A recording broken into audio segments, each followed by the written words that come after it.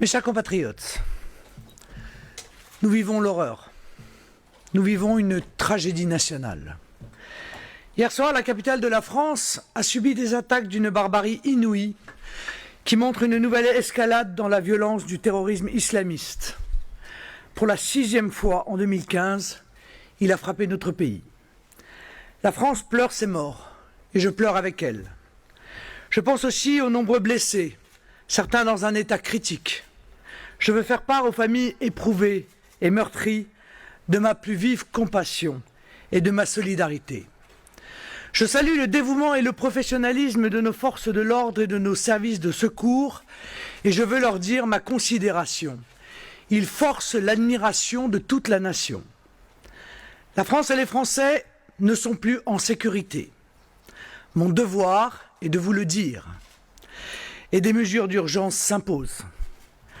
La France doit enfin déterminer quels sont ses alliés et quels sont ses ennemis. Ses ennemis, ce sont ces pays qui entretiennent des relations bienveillantes avec l'islamisme radical. Ce sont aussi ces pays qui ont une attitude ambiguë avec les entreprises terroristes.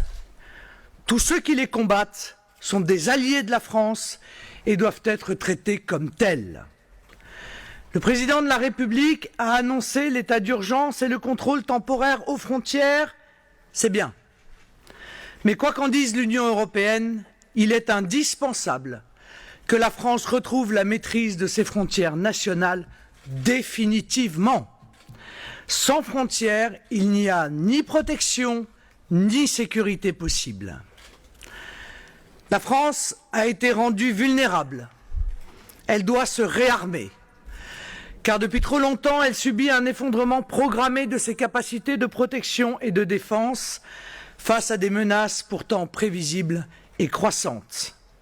Elle doit rétablir ses moyens militaires, de police, de gendarmerie, de renseignement et de douane. L'État doit pouvoir à nouveau assurer sa mission essentielle de protection des Français. Enfin, le fondamentalisme islamiste doit être anéanti. La France doit interdire les organisations islamistes, fermer les mosquées radicales et expulser les étrangers qui prêchent la haine sur notre sol, ainsi que les clandestins qui n'ont rien à y faire. Quant aux binationaux participants de ces mouvances islamistes, ils doivent être déchus de leur nationalité et interdits de territoire. Mes chers compatriotes, nous sommes un peuple courageux. La nation doit être unie dans cette épreuve.